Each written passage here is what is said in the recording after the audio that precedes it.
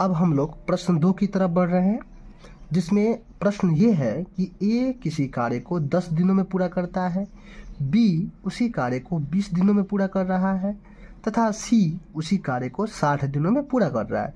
तो ए, बी और सी अगर साथ मिलकर उस काम को पूरा करना चाहे तो कार्य कितने दिनों में समाप्त होगा, हमारा प्रश्न यही है।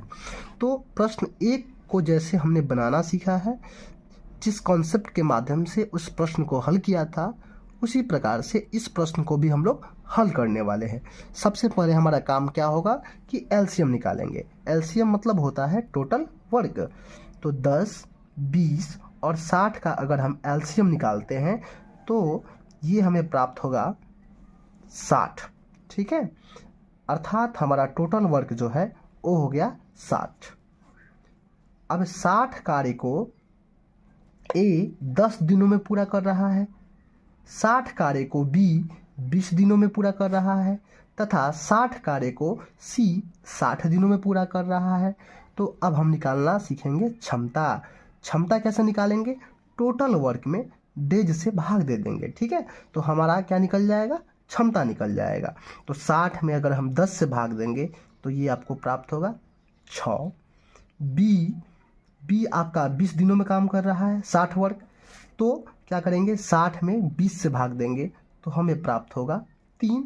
उसी प्रकार से 60 में 60 से भाग देंगे तो हमें प्राप्त होगा 1। यानी ए की क्षमता 6 है, बी की क्षमता 3 है, सी की क्षमता 1 है। तो 2 चीज़ तो हम लोग निकाल चुके हैं। अब हमें निकालना है डेज। तो कैसे निकालेंगे? तो टोटल वर्क में क्या करेंगे? क्षमता यानी तीनों की क्षमता को के योग से भाग दे देंगे। तो 60 आपका टोटल वर्क है तो 60 लिख देंगे।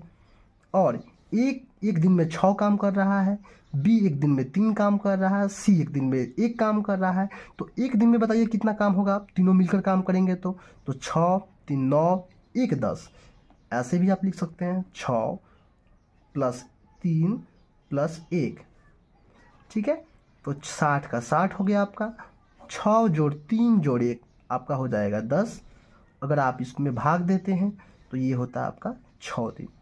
इस प्रकार से ये ए, बी और सी अगर साथ साथ काम करते हैं तो कार्य जो है 6 दिनों में समाप्त हो जाएगा।